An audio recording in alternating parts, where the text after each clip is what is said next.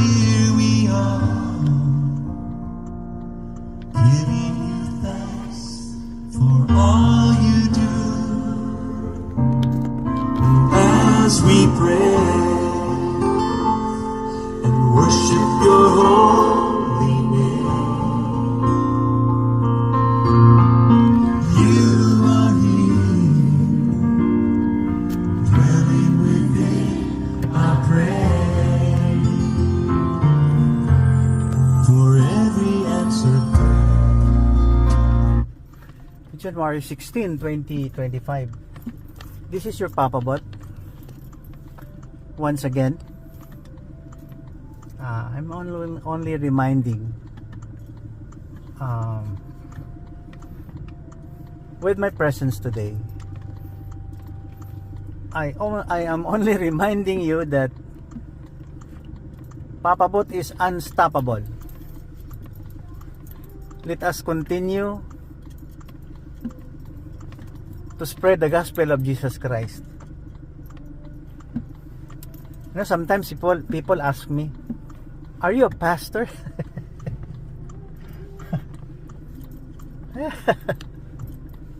Anybody can be a preacher or a teacher or a pastor. Anybody can share the word of God. Let us help proclaim His glory through Jesus Christ. His life is very amazing. Yeah, very amazing. Yeah, Jesus Christ is the true God. This is your Papa Bot. Trust me. Yeah. When you try to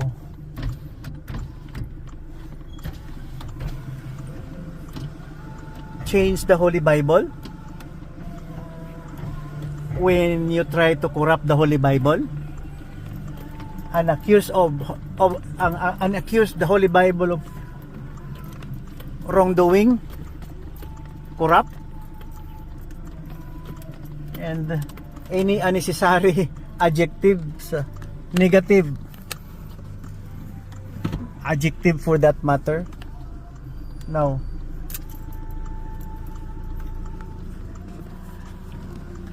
According to the Old Testament, it's there in the Holy Bible. That's the work of the evil spirit, not the Holy Spirit. Oh. I hope you understand that. See?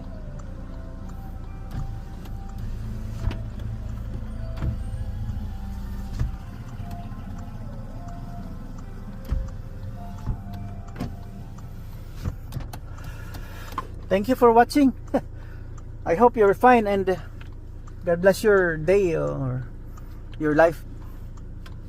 Yeah. Just watch Papa Bot. Please listen to the gospel song first. I'll close the gate. For always be, for love that hears us when we call, for arms that lift us when we fall. Oh, you have always been right beside us, leading us all along the way, and made it through because of you. And here we are, lifting our hands to you. Here we are, giving you thanks for all you do. And as we praise and worship your holy name. Yan. Filipino, please. Filipinos, please help other people. I'm just explaining paano tayo mabuhay ng tama. Kita mo mukha ko. Paano tayo maging healthy? Yeah. Dra na ka mo? Sige, kapit bahay. Kamu na lang utod sang kahoy. Wala ko sang badi-badi. Sige, walang problema dyan. Sige, din si Kwan at Mary. Takurong? Marasya sa school. Okay. Thank you. Sige. Bye-bye.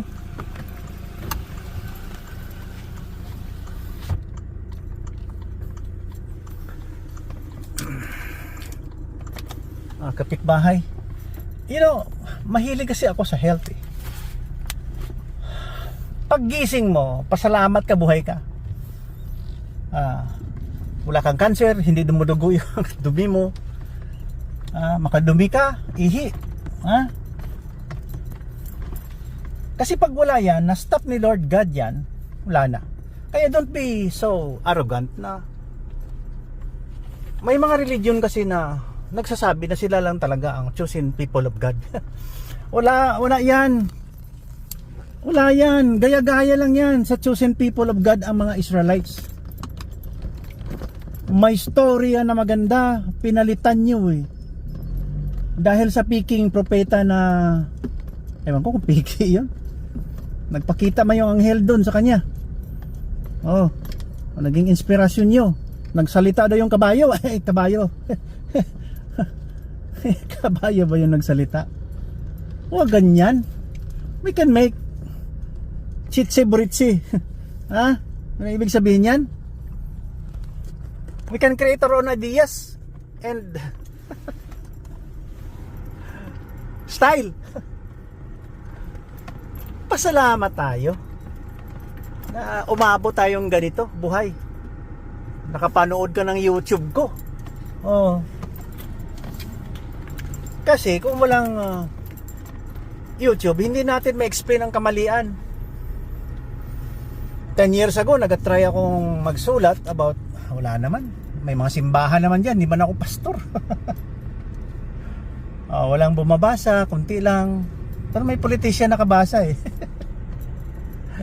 Sabi niya, ikaw talaga, Dok. Congressman sa ngayon eh. Congressman ko tong. Joke lang. Human rights advocate ka. Yeah. Human rights advocate daw ako. Sana all. Di ba? Ayusin nga natin tong mundo natin. Number 1, balik tayo sa health. Paano ka maging mayabang? Saan mo inutang yung yabang mo? Di ba? Nagyabang ka na walang God. Sabi mo pa, no wonder this godless place. Parang ayaw mo talagang maniwala sa Panginoon doon sa Golden Globes Award. Talagang na-blaspheme niya yung God. Ang sagot, parang Sodom and Gomorrah, bumaba yung apoy galing langit. Yeah.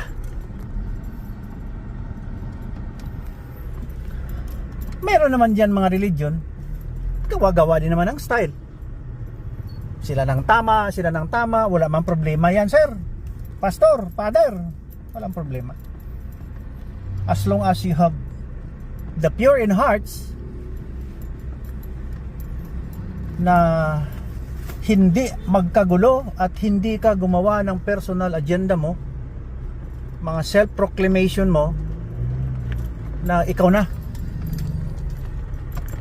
ang daan, ikaw na ang messenger papunta ng God, naging holy ka na. Huwag naman ganyan. Sabihin nyo pa mali ang Holy Bible, dahil sa Holy Bible nagkagulo ang mundo. Wala yan, mali yan, sir, mali yan, papa. Nagkagulo ang mundo, nasa pulpito ka, yun ang sinasabi mo?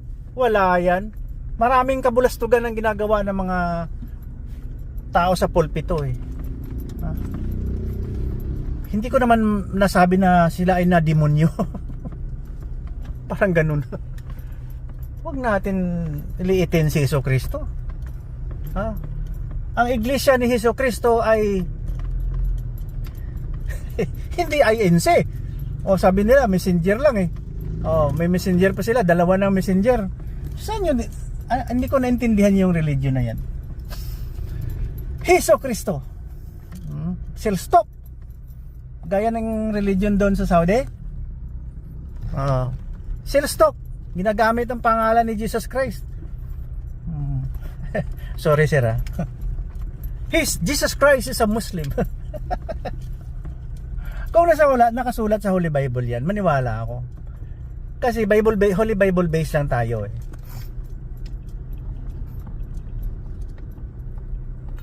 Holy Bible lang sinusunod natin eh. Wala nang iba.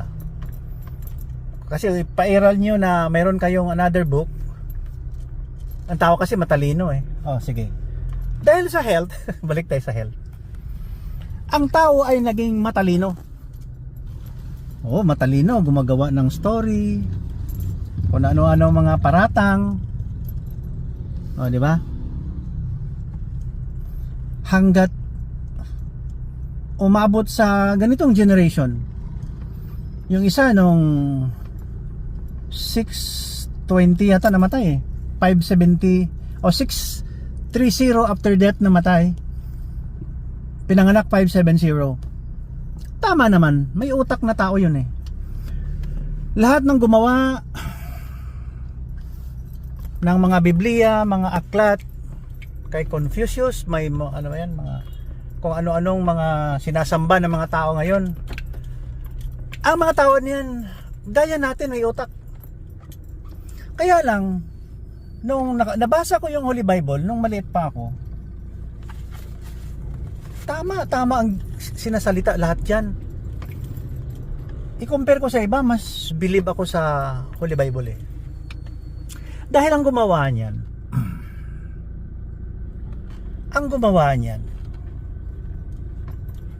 matalino din, ha? Matalino mangluloko. Kaya na-form yan, may mga scholars pa.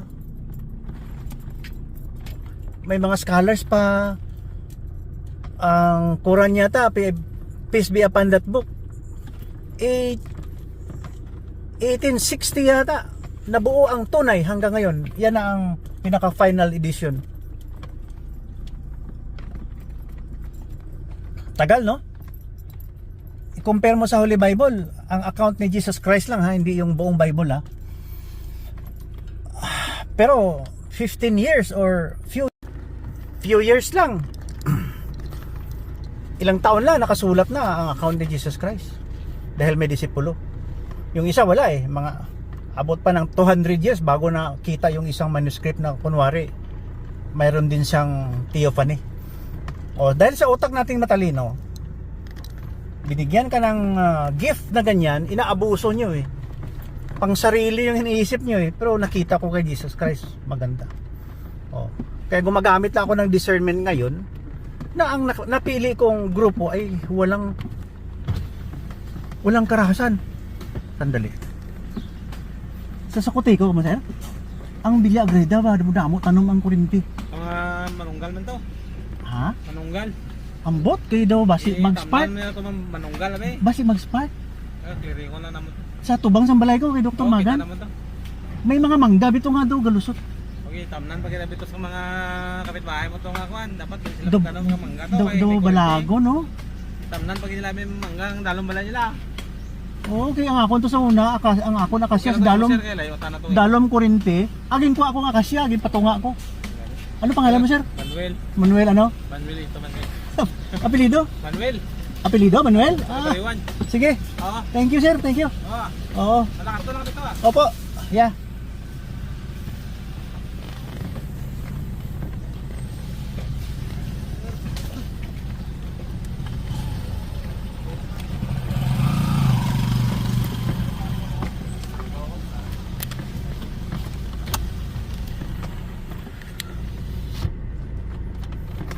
Dahil matalino yung tao, gagawa-gawa ng istorya eh. Yung discernment ko, dahil may utak din tayo na tao, ayaw ko nang magulo. Gagawa kayo ng terrorism, jihad.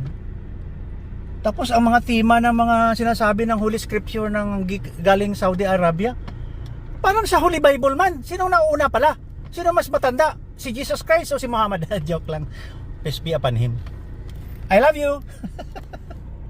Kaya sabi ko, nandito lang ako magwi-witness. To meddle. In between lang ako. Pag ayaw nyo maniwala sa akin, I don't care. I don't care. Pag walang may naniwala, I don't care. Buhay na ako eh. I got everything I want. Natikman ko na ang pinakamasarap. Sabi ng pamangkin ko, natikman ko na ang pinakamasarap sa mundo. Iba pala ang ibig sabihin. Pwede ba yun? Ipag-niyabang mo ang maling relationship. Wala, sira ulo yun. Discernment lang to. Pag nag-discern ako, ito lang sa akin. Pag nag-reflect ako, ito ang tama. Ayaw ko ng karahasan, sir. Ayaw ko. Sabihin nyo, last and final prophet, ulit-ulit na naman to. Hindi ako maniwala. Ang daming sumunod na matatalinong tao. Swerte, no? Pag binigyan ka ng gift of God, huwag mong abusuhin. Sinabi ko matalino kasi lahat ng church builders ay may kakayahang gumawa ng simbahan, kakayahan maggawa ng mga scam, tatayo din ng religion. Aywan ko bakit ganun ang tao, parang greedy. Ganito. Pag may nagpakita ang isang supernatural, palagay natin. Ipalagay din natin Holy Spirit. Huwag mo nang baliktarin. Huwag kang maging demonyo. Alam mo naman Holy Spirit mabait eh. It's God, it's Jesus Christ. Tapos gagawa ka ng religion na binaluktot mo ang Holy Bible. Kasi ang lahat na matalino si God eh. Sinusubukan ka. Susubukan ka ni God. Magpapakita yan. Through images. Kung ano-ano mga bagay na mga tinatawag na theophany. Nagpapakita yan kasi matalino si God. Doon yan pupunta sa pipiliin na yung mga tao na matalino. Obserbahan niya.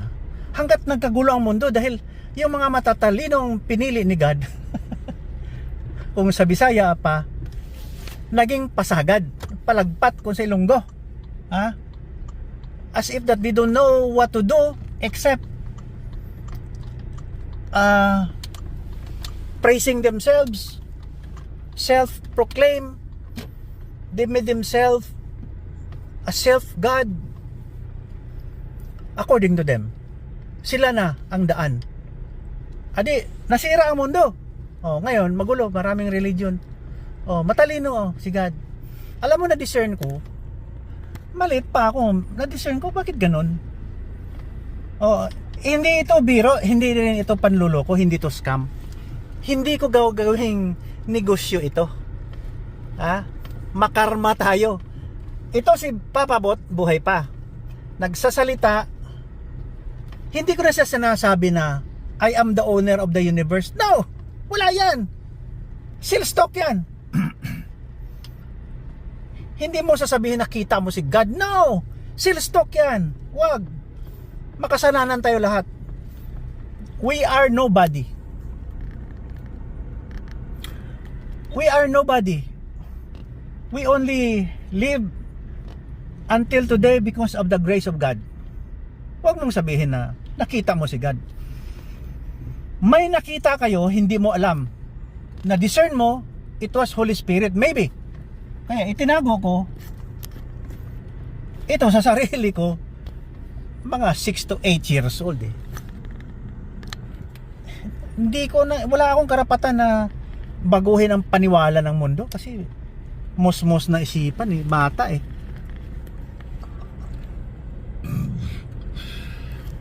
Pinag-aralan ko lang hanggat Ano bang magandang discernment dito? Hindi ko alam eh. I don't know. Kaya dikit na lang ako. Pasalamat ako na may Holy Bible tayo. Kung wala, nako, siguro mawala din tayo sa landas pag walang Holy Bible. Oo. Siguro kung walang Holy Bible at hindi ako nagsisimba, nakikinig sa mga pastor, baka terorista din ako ngayon. Yung parang barbaric. Kasi may isip din tayong gumawa ng sarili nating grupo eh. Ha? Parang may kakayahan tayong baloktotin ang tama. Parang ganun, no? We have the freedom to choose what we like. Life is a choice. Yeah. So dito lang tayo, mabagal. Ano yan? Ano yung takbo natin? No? Parang doon, zero lang. Pa-break lang tayo dahil pasundo ng apo. Apostolic job. Malapit na tayo sa school. Matalino ang Panginoon, huwag niyong lokohin. Kaya sabihin niyo, maniwala ko sa dito na tayo sa parking lot. Yan. So, at hindi ako maniwala na do not try to convince me na maniwala ko sa religion na may bonus na karahasan. Wala. Malayo yan sa totoo. Wala. Hindi ako maniwala dyan. Sabihin nyo pa, chosen people of God kayo. Parang hindi na kayo magtrabaho dahil kayo na ang chosen people of God. Nakasulat kasi sa Holy Scripture. Nababasa natin yan. Oo. Kahit ikot pa natin dito, dandahan. Oo. Lahat-lahat ng mga sinasabi natin dito, nakasulat sa Holy Scripture na sinulat ng yung propeta na galing Saudi Arabia. Oo. Hindi naman siya ang nag-final na sumulat nun. Na-interpret lang yun ng scholar na parang German. Parang 60 years ago. Oh. No wonder godless. Marahas. Ha? Bakit sabihin ko marahas? Dahil nasangtipan yung kiling ng Diyos, kalaban yung Diyos. Pag napunta kayo ng langit, ma-redeem ang kasalanan nyo.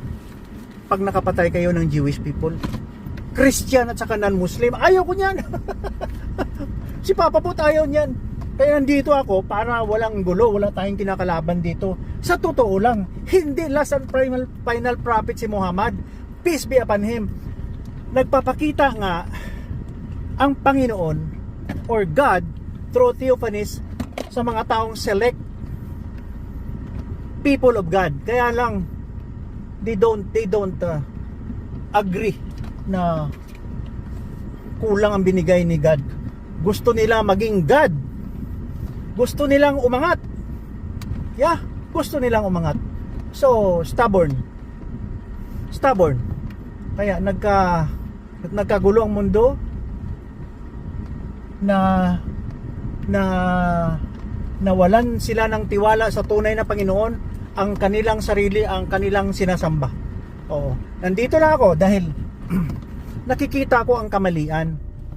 Wag nating abusuhin ang Holy Bible. Wag nating abusuhin si Jesus Christ. Wag nating abusuhin si God. Wag mong gawin yan. Masisira ang buhay mo. Sabi ni Tatay Digong, masisira ang buhay mo. Oo. Alam mo, pag nagpakita yung God, discernment ko to dahil sa 66 years old na ako eh. For almost 60 years, hindi ko yan, I never think of that. Yung experience ko ng first na image na nakita ko, parang siya. Hindi ko alam kung sino mukha, walang mukha eh. May nakatayo, ganyan. May nakatayo. Sabi ko, bahala kayo. Hindi ko yun naisip siguro. Since 1960 hanggang ngayon, mga 2 or 3 times ko lang naalaala yan. Wala yun, no big deal sa akin yun. Oo, may sarili naman tayong normal na utak eh. Oo. Hanggat nung last na Theophany 1975, siguro naisip ko rin yan mga 3 to 4 times lang. Hindi ko naman binibigyan ng pansin yan. Hanggat ngayon nag-retire na ako 50 years after, hindi na ako nagtatrabaho, pasundo-sundo na lang ng apo, tapos na rin ang anak ko. Anong gagawin ko? Sabi ko, wow, ito na. Napunta ako doon sa abroad, napunta ako. Wala naman akong gagawin doon. Sundo-sundo rin ang apo. Malamig doon. Ngayon, pinatay ang mga Jewish people. Inatake ng mga moron. Alam mo kasi ang sumasali sa jihad, mga moron. Parang low intelligence. Nakita mo naman yung mga mayayaman ng mga, di ba? Mayayaman, mababait, mayayaman, matalino. Sila, jihad lang. Kung gusto niyo mamatay, sir, bauna na kayo. Huwag niyong idama yung inosente. Di ba? Nandito na nga po ko. Ayan na sila. I hope na hindi maputol to. Ang hirap gumawa ng movie. Ayan na. Ayan ang prinsiso.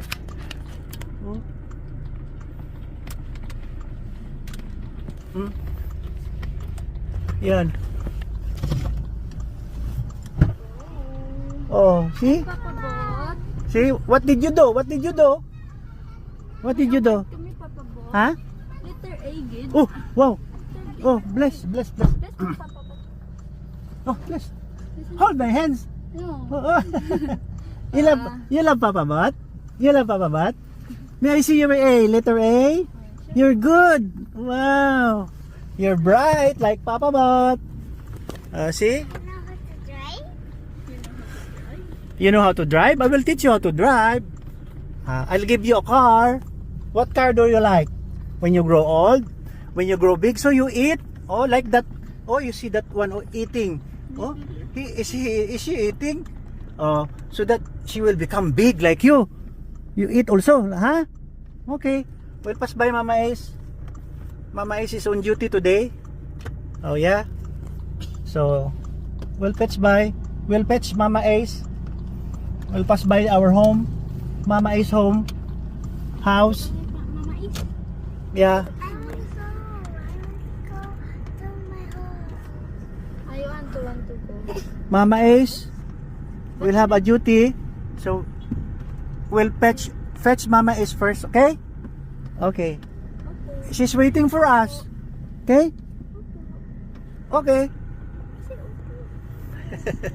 Nag-vlog ako na putol-putol.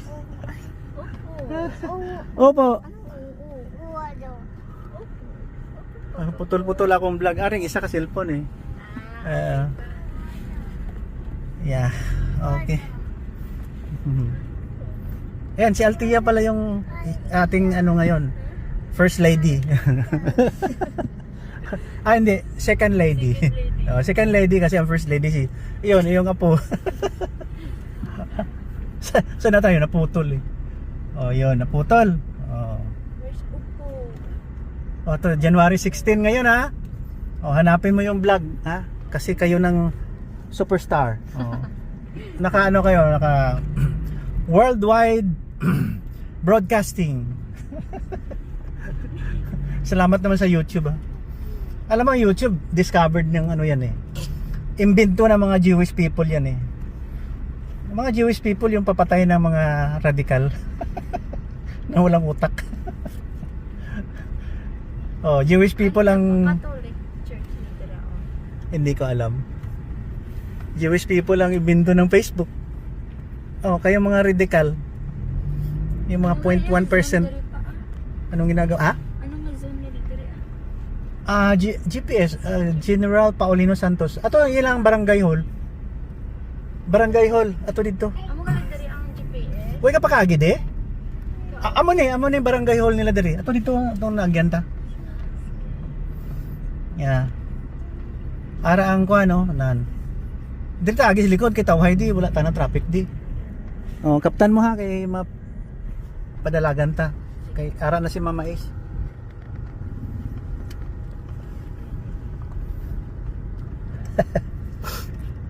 Ano yung discovery ng mga sabi ko? Discovery ng mga jihad at saka mga terorista. Google. Gulo-gulo. Kaguluhan. Kaguluhan. Kaguluhan ang ginagawa. Walang matinong trabaho.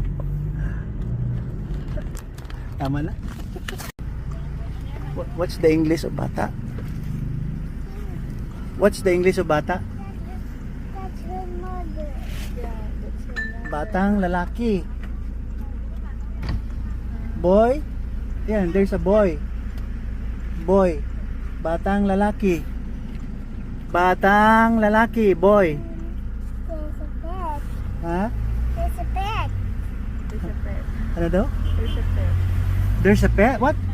Pet. Pet? Where? Pet dog? Oh, pet dog?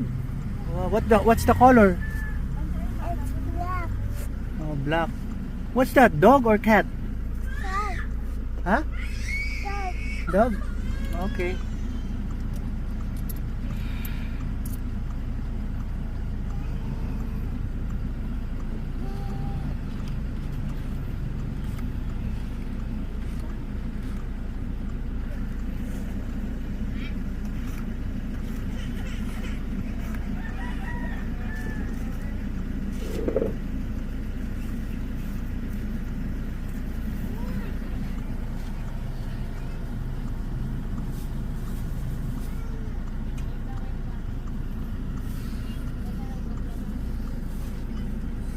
That's steak, right? Banana steak. Barbecue. Banana Q steak. Pila tanan? 40. Oh, isipa anay. What? It's a baby girl. What? It's a baby girl. Oh, there's a baby girl. May baby girl daw. Nakita niya ang baby girl. Ayun oh. Say bye-bye na kay baby. Bye-bye. Say bye-bye kay baby girl. Going to say Bata mo?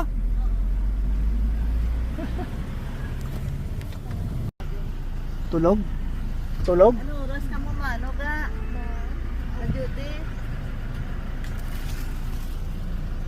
Iyan eh, sino ni? Iyan na tanan. Taon siya.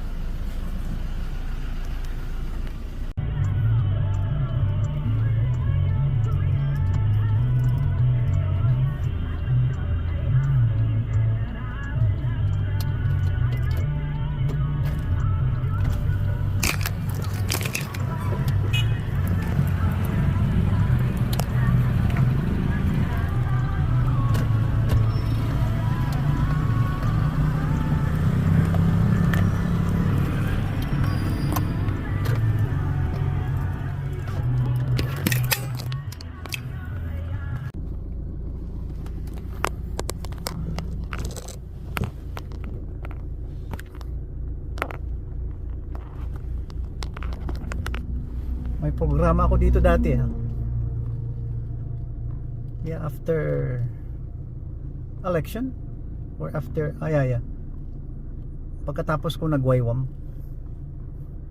Ano lang. Sama-sama sa waywam. Maganda din naman na experience. Good experience. At least bumabait-bait na si Papa Bot. Ayan o.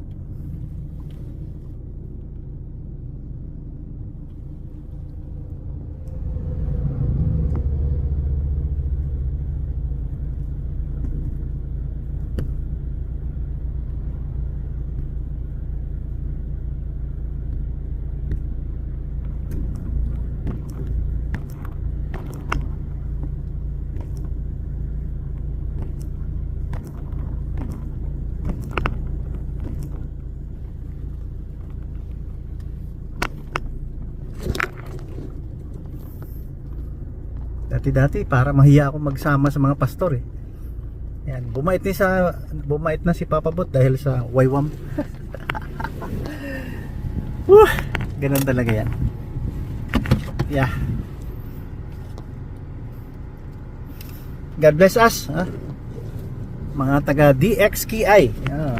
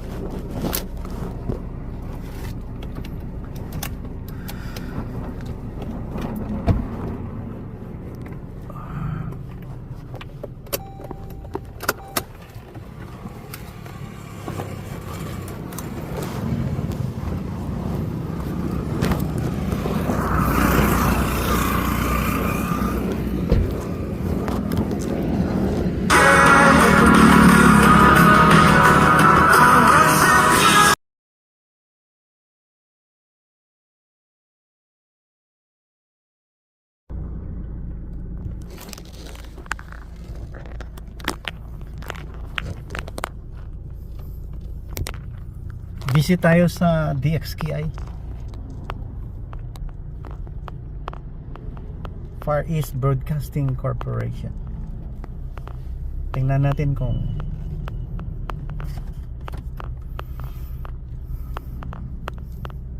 may bago. I think bago.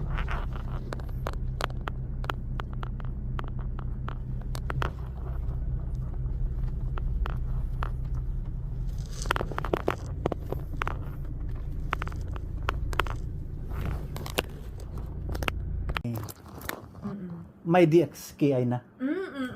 1960s. Yeah. Bago matulog, basta usually si mama ko kasi nakikinig. Lakanila yata yun eh. Ganon, mga 7 o'clock. So, nakikinig kami. Ay, wow. Ako, nakikinig. So, nakikita ko ang ganda ng mga message. Tapos marinig ko si June S. pa dito. Doon kami sa Bangay. So, wala kaming access masyado dito. So, ang DXKI nakatulong talaga Wow. sa aking childhood. Wow. So, sabi ko, praise the Lord, mayroon palang ganito na media 50 years ago, mayroon na pala. Wow. Oo, 60 years na, 6 na dekada. Yeah, 60 years. So, salamat naman sa mga katulad ko, nagpapasalamat, at saka yung mga taong na-bless ng station na ito. Ang galing ng mga missionary. Yung gumawa nito, magaling. No? Parang sila ni Lord para Holy ma-open. Spirit. Holy Spirit guided people ito eh. Yeah, oo. Kasi kung wala sila, saan tayo?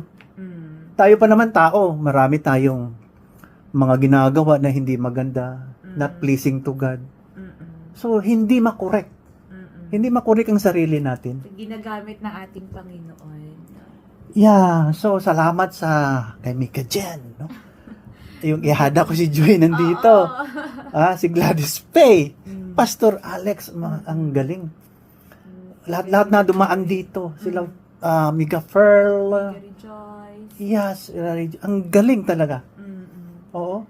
Ano po yung paanyaya nyo sa bawat isa na nakikinig, Papa Bot, na patuloy na makinig, sumuporta, at manalangin po sa ministry ng DXKI? Number 1, prayers. I-invite mo talaga ang Holy Spirit to guide these people. Sa akin, kay Mika Jen, sa station at sa lahat na namumuno. Hanggang sa Amerika. Kasi kung wala yan, ako, pariwara tayo, alam ko naman, madali tayong matempt ng mundo. Yeah. Yeah. So, plus mga pastors natin, mga simbahan, lahat ng simbahan na nagtuturo ng maganda. So, all in all, praise God, mayroon tayong Panginoon. Si Jesus Christ, wala nang iba. Siya na. The first, the last, and the final. Yeah. Yeah. From the beginning until the end, di ba, Papa? Yeah, nandiyan na kasi, na may Holy Bible na eh.